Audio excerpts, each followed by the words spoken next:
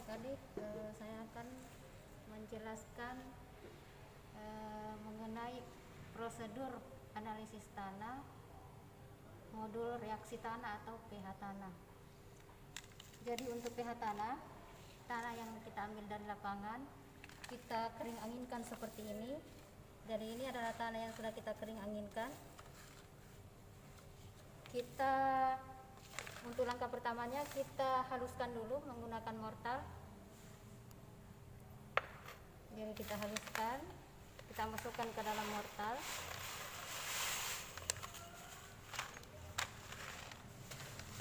Kemudian kita gerus. Kita gerus untuk menghaluskan tanah ini. Untuk pengukuran reaksi tanah atau pH tanah, kita akan menggunakan ukuran partikel tanah sebesar 2 mm.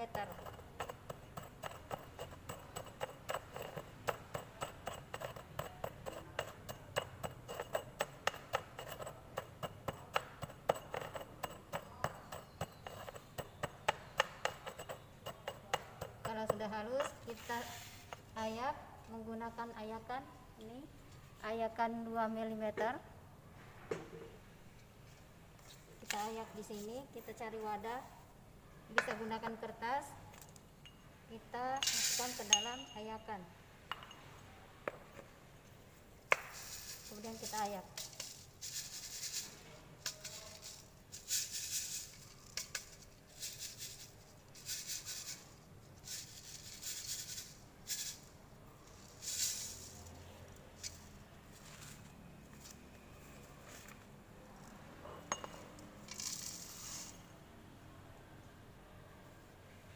Oke, ini adalah sampel tanah hasil ayakan ukuran 2 mm.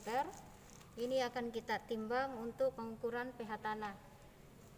Selanjutnya kita akan timbang. Oke, sekarang kita melakukan penimbangan. Jadi ini adalah sampel tanah yang sudah kita gerus tadi, ukuran 2 mm. Kita akan menimbang sebanyak 5 gram. Kalau untuk pengukuran pH tanah, kita gunakan berat tanah seberat 5 gram. Jadi ini adalah timbangan yang akan kita gunakan, yaitu timbangan digital dengan ketelitian 4 desimal atau 4 angka di belakang koma. Pertama-tama kita masukkan wadah yang akan kita pakai untuk menimbang. Dalam hal ini adalah kertas. Kita masukkan ke dalam timbangan.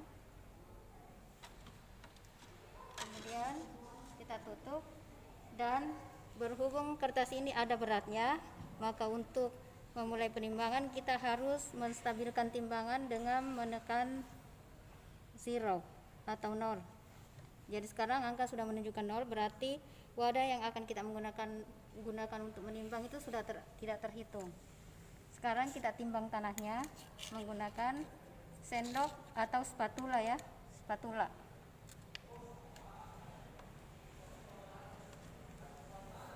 Kita masukkan ke atas wadah sampai berat sampel 5 gram.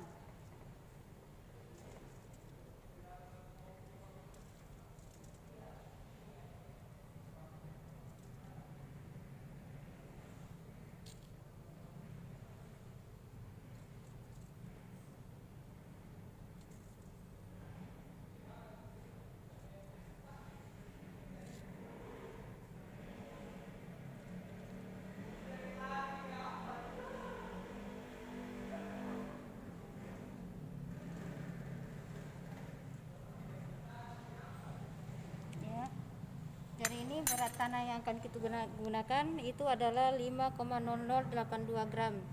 Jadi tidak apa-apa melebihi dari 5 gram, yang penting lebihnya itu dua angka terakhir di belakang koma.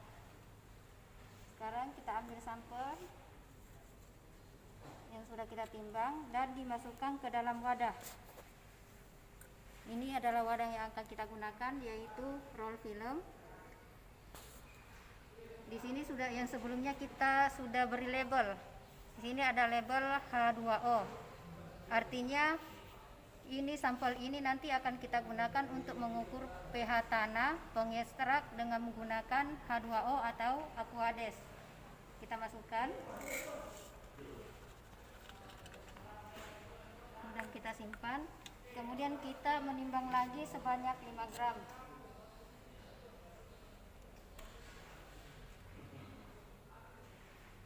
Timbangan kita stabilkan lagi, kita nolkan. Kemudian kita timbang lagi sebanyak 5 gram.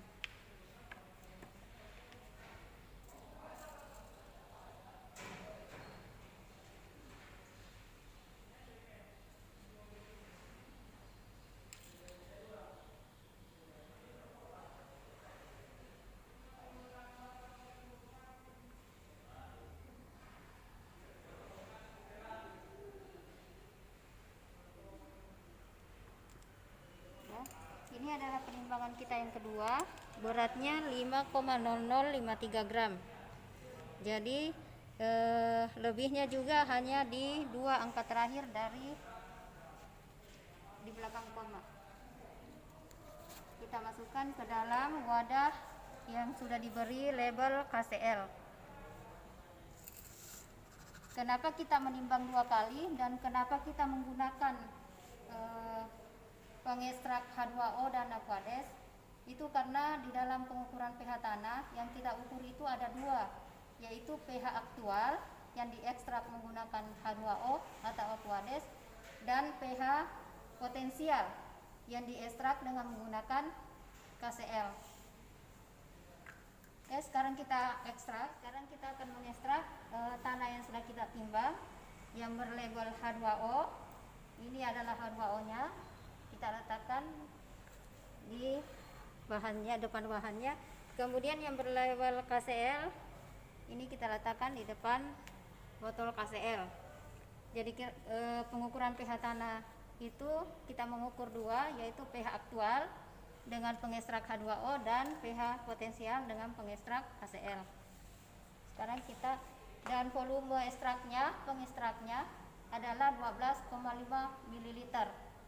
Sekarang kita ekstrak, kita pipet Aquades.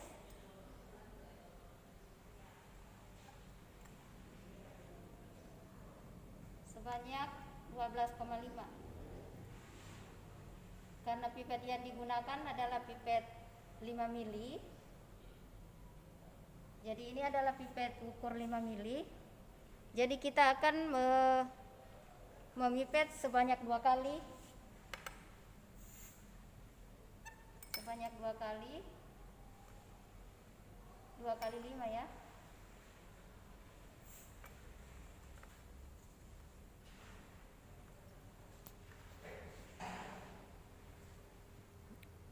Jadi baru 10 karena 2 kali 5. Kemudian kita tambahkan 2,5 lagi.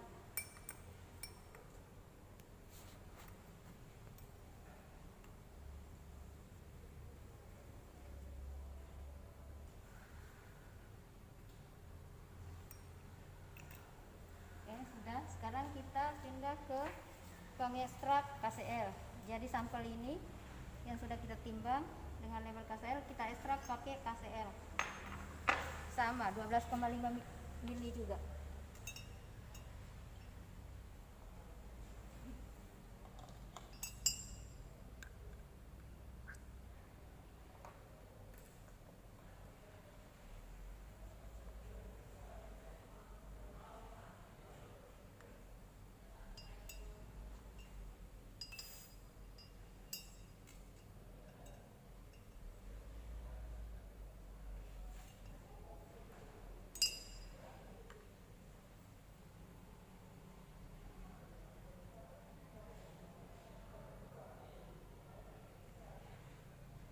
Kemudian kita tambahkan 2,5 mili lagi.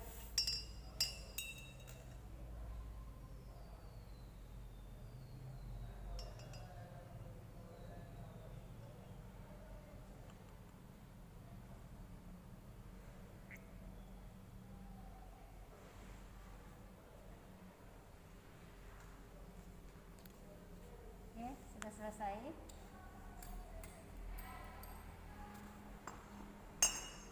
Setelah kita ekstrak, kita kocok selama 30 menit. Kita tutup dulu, kemudian kita kocok selama 30 menit. Kita bisa menginkubasi atau mendiamkan sampel ini selama 1 kali 24 jam atau selama 1 hari 1 malam. Dan kalau kita memutuskan untuk mengocok, kalau kita tidak punya alat kocok, kita bisa mengocok secara manual. Kita tutup, sampelnya sudah kita tutup. Kita akan kocok menggunakan shaker. Jadi ini adalah alatnya, shaker. Sampel kita masukkan ke dalam wadah seperti ini, kemudian kita pasang di shaker. Kita tutup. Kemudian kita kencangkan.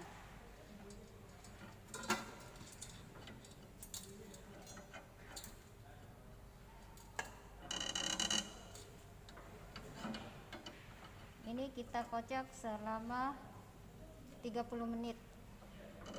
Kita kocokkan supaya alat untuk wadah sampelnya ini tidak jatuh.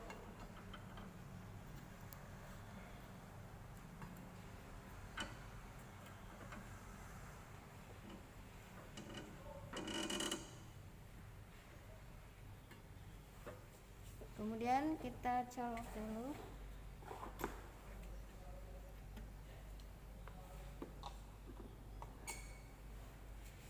Kemudian kita atur waktunya ini 30 menit. Jadi ini angka 0, 10, 20 dan 30.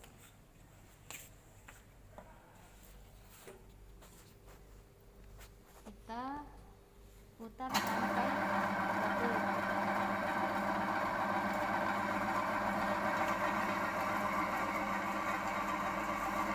Pengocokan sudah selesai, sudah 30 menit. Sekarang kita buka sampelnya. Kita buka.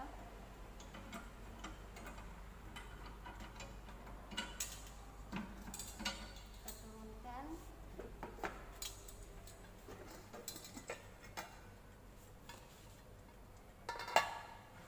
Dan ini adalah sampel yang sudah kita kocok dan siap untuk diukur.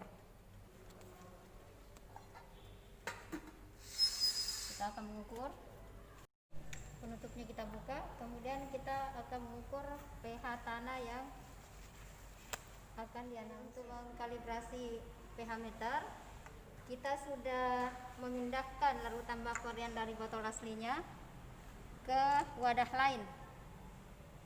Ini dilakukan dengan tujuan agar larutan buffer yang ada di botol aslinya tidak terkontaminasi.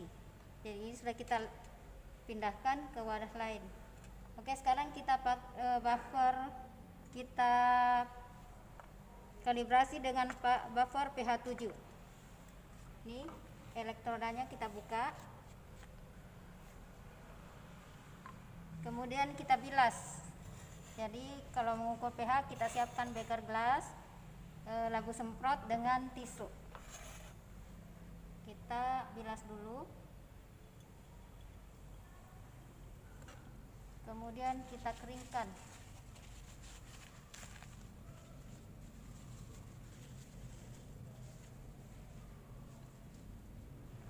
Kemudian kita buffer pakai pH 7.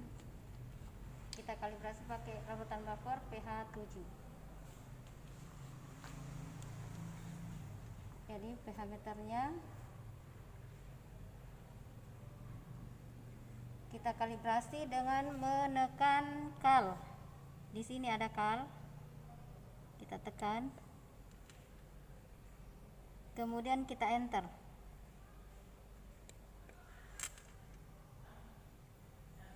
Jadi itu sudah ada pH 7 yang tertera di pH meter. Kemudian kita bilas dan dikeringkan kembali. Jadi setiap kali mengukur kita bilas pH meternya dan dikeringkan.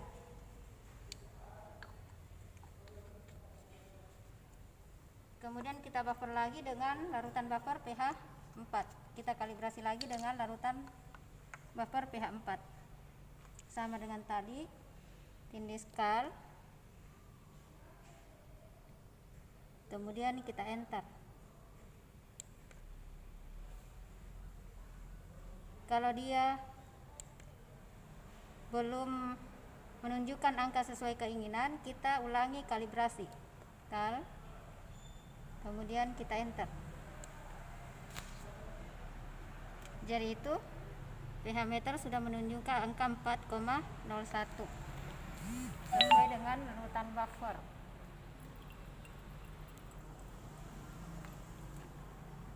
Kita keringkan lagi, bilas dan keringkan lagi.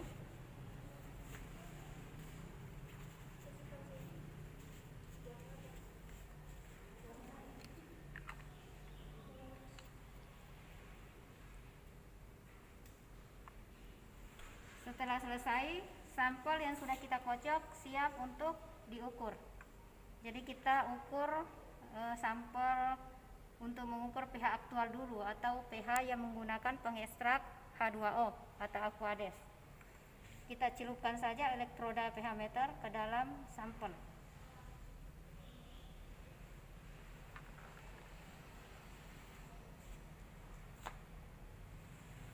Kemudian kita tunggu sampai angka di pH meter ini tidak berubah lagi atau sudah stabil, angkanya stabil.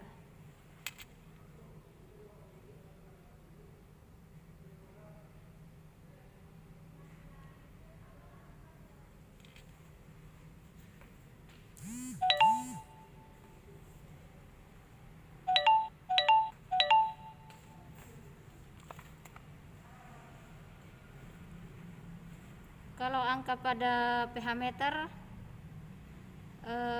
tidak berhenti sama sekali, kita hitung sekitar 20 detik. Kalau kita menghitung sekitar 20 detik atau kita tunggu sekitar 20 detik, angka sudah tidak berubah, maka itu sudah bisa dianggap sebagai pH dari sampel tanah yang kita ukur. Kalau sekitar 20 detik sudah tidak berubah lagi, artinya angka yang ada itu sudah tetap itu, maka itu dianggap sebagai pH dari tanah yang kita ukur. Jadi ini sudah kita sekitar 20 detik, pH-nya menunjukkan angka 6,81. Jadi kita catat pH-nya, pH H2O itu adalah 6,81. Kemudian kita bilas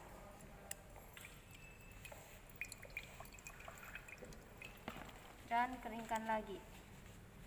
Kemudian kita ukur sampel untuk pH potensial atau yang menggunakan pelarut KCl. Kita tinggal celupkan elektrodanya, kemudian kita tunggu.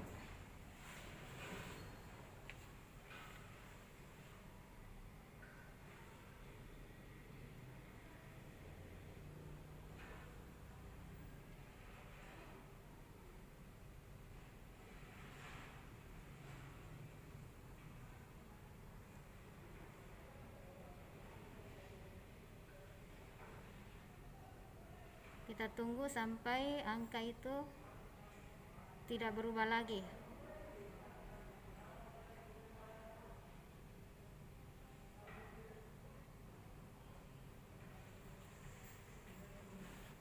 Oke, masih berubah ya, masih turun.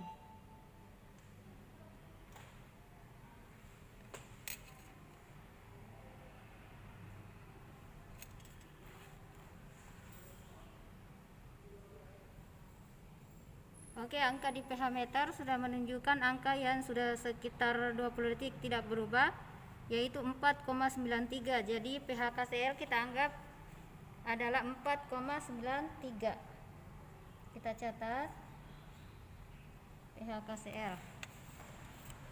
Sekarang kita bersihkan elektrodanya.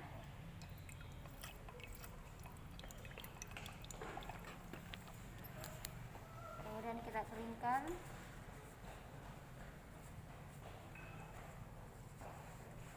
Dan masukkan kembali ke dalam wadah. Kemudian pH meter kita matikan atau di off kan. dengan menindih off. Oke. Pengukuran pH tanah untuk praktikum dasar-dasar ilmu tanah sudah kita lakukan, di mana kita telah mengukur pH aktual dan pH potensial dari sampel tanah yang kita analisis. pH H2O atau pH aktualnya itu adalah 6,81 dan pH KCl atau potensialnya adalah 4,93. Pada umumnya pengukuran pH tanah itu pH aktual akan selalu lebih tinggi daripada pH potensial. Hal itu disebabkan karena pH aktual yang menggunakan pengekstrak H2O mampu mengekstrak ion-ion H+ yang ada di larutan tanah. Jadi H2O hanya mengekstrak ion-ion H+ yang ada di larutan tanah. Sedangkan pengekstrak HCl itu mampu mengekstrak ion-ion H+ yang ada di larutan tanah maupun yang ada di permukaan tanah atau di koloid tanah. Oleh karena itu, ion H+ yang terekstrak dari KCl dengan menggunakan KCl akan lebih banyak daripada yang terekstrak dengan menggunakan H2O. Olehnya itu, semakin banyak H+ yang terekstrak, maka semakin rendah pH tanah itu. Itulah sebabnya mengapa pH KCl akan selalu lebih rendah daripada pH H2O. Demikianlah prosedur analisis tanah, modul pH tanah atau reaksi tanah dalam praktikum dasar-dasar ilmu tanah. Lebih dan kurangnya mohon dimaafkan. Sekian dan terima kasih. Assalamualaikum warahmatullahi wabarakatuh.